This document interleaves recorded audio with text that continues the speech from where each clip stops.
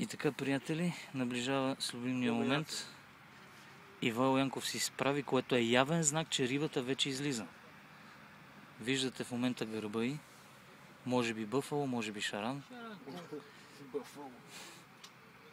Ето го. Ето го, в момента го изважда на повърхността, за да глътне малко въздух. По този начин иска да сломи защита му.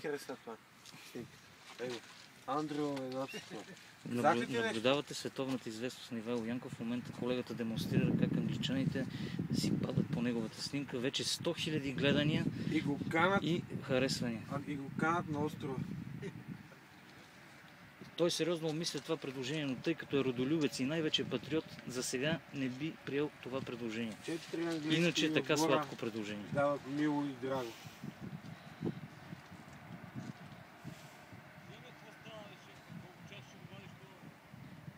Наблюдавате коментари на съседни риболовци. Очудват се на търпението и издръжливостта на Ивайло, а също така и на шарана. Той в момента води една отчаяна борба с самата риба, което е най-голямото удоволствие, защото едно състезание, ако не е с другите риболовци, то е с самата риба. И така, очаквайте включване по-късно.